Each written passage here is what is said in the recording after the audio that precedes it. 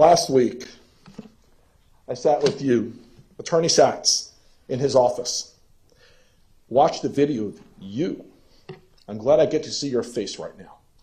Of you killing my daughter for the very first time. You see, all those video evidence that was shown in this courtroom, we didn't see it. Maybe that was to protect us, to protect the public. We didn't see it. But heading into this week, I was searching for answers, for clarity. And I sat with Attorney Sachs, and I watched you kill my daughter on video. And unfortunately, I saw you killing many of the others as well. I saw you enjoying it. And I saw also what I expected of my daughter, who was the toughest human being on the face of the earth, running for her life down the hallway. And the thing is, my daughter made it to within 1 second of being alive. She actually made it into the stairwell. You shot her with a single shot. You severed her spinal cord, her chest filled with blood, in the stairwell. You did that. You did that to the other 16 as well. After I sat with Mike, I did what I often do. I went to the cemetery, looking for guidance from Jamie, for strength. And I walked away from the cemetery realizing no matter the outcome of the verdict,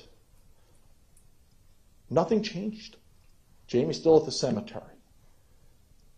Nothing changed. I'm still a dad who spent every day dreaming of walking his daughter down the aisle, who now will have to endure a lifetime of the reality that I won't get to walk my daughter down the aisle. There are, actually by a show of hands, anyone else in this room, because of him, going to have to endure not watching people they love get married? I am a person who has to endure the fact that my daughter is not in the college of her dreams because of you. Out of curiosity, does anyone else in this room have to endure the fact that their loved ones aren't in college? Because of you, I've had to endure spending Father's Day. My wife has had to endure spending Mother's Day. We've had to endure spending our time for birthdays at a cemetery. Anyone else, because of him, have to endure those things? Yeah. Anyone who claims that they had to endure anything close to what we endure, you may want to rethink your language and your choice of words just a bit. I look at you sitting there right now, looking the way you should have looked through the entire trial, like a convicted murderer, in your prison outfit, shackled.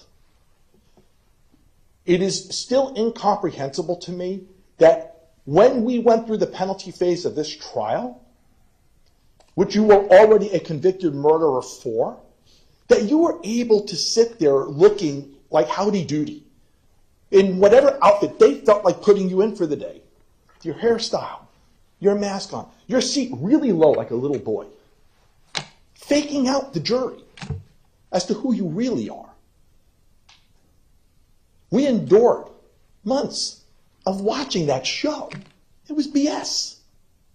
But you put on a great show, I'll tell you that. You did your job. You got him from not getting the death penalty. You all can't understand the pain that we go through. But what I will say is that statement yesterday, I actually believe it, that Public Defender Weeks believed it. I actually think you all believe it, that you've endured something worse than us, which is why you've behaved the way you have with us. Months we've been here, not a single one of you has actually ever even looked in our direction, made an effort to say, we're sorry for your loss, ever. Now, I understand you had a job to do defending the indefensible, defending a mass murderer of 17 people. I understand that was hard, and you were doing your job as you were required to do. But I'm not sure anywhere along the way there was a requirement that you give up your humanity and you give up your decency, but you did. That was a choice you made. I got your email apologizing for the middle finger stunt. I have it, okay? Laughing with him as you're doing it. And the crazy thing is, I've reread it multiple times. You actually didn't apologize to us. You apologized that you didn't know the camera was on while you were doing that you got caught. That's what we've had to endure, okay? Because we've always seen you all turning this into that. But again, you didn't get the death penalty. You did your job. I hope you're all proud of yourselves.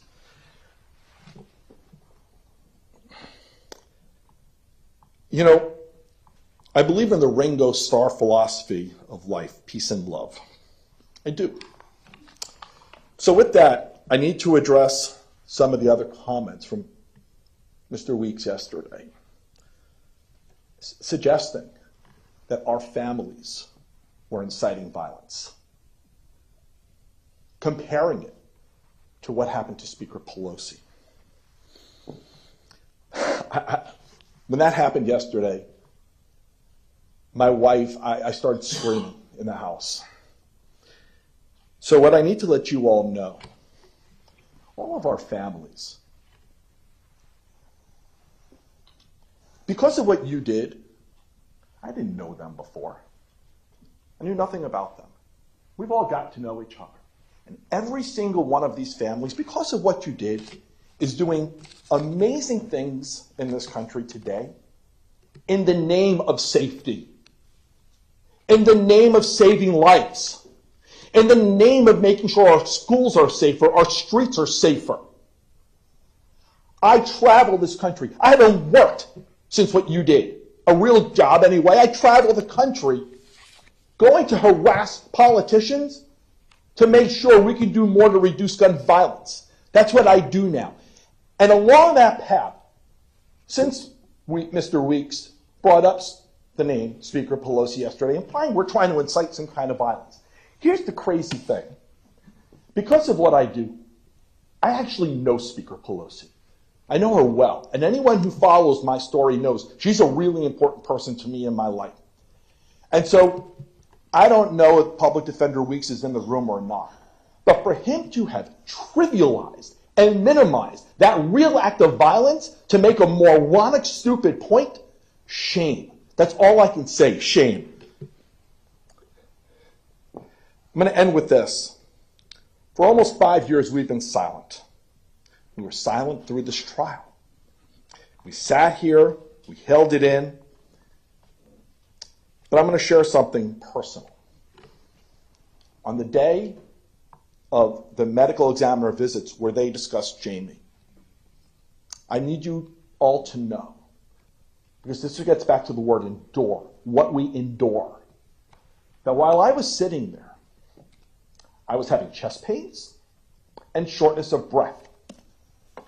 And you want to know, I didn't say a word, because I didn't want to hear you call to the judge, because it happened in front of the jury, and ask for a mistrial. And so I sat there with chest pains.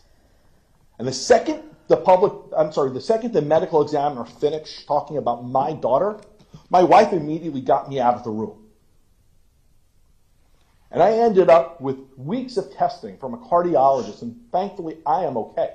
I have a broken heart, but I am okay. But the need to sit here silently while you all did what you did, while you had a neighbor who you put on this little show running around the room, who didn't really know him. He lived in a house behind a house across the street, met him once in person. He ended up under cross-examination acknowledging that. You actually spoke about the neighbor in your closing statement, but the neighbor didn't actually know him. Okay? We watched this. We endured this. And yeah, it got to be too much at times that I developed a health issue over it. But again, I am okay. And I'm going to be okay. And I am going to go forward with my wife And we are going to continue to build our foundation, orange ribbons for Jamie. And everyone else back there, they're going to continue to build their amazing foundations, doing all the amazing work that they do. Just so you know, because of you, our foundation is starting a new program called Paws of Love. We're going to be providing emotional support dogs to victims of gun violence. So the next time somebody does what you did, we'll be there for them. That's who we are. To suggest for 1 second that we would be the kinds of people, or anyone back there would be the kinds of people who would incite violence, y'all should be ashamed of yourselves. But you said it. Can't take it back now. So I'm going to leave it here. I'm only looking to see 2 more things happen today. One will be your formal sentencing of him. And the other one, I want to see Gordon Weeks resign before the end of the day today. Thank you.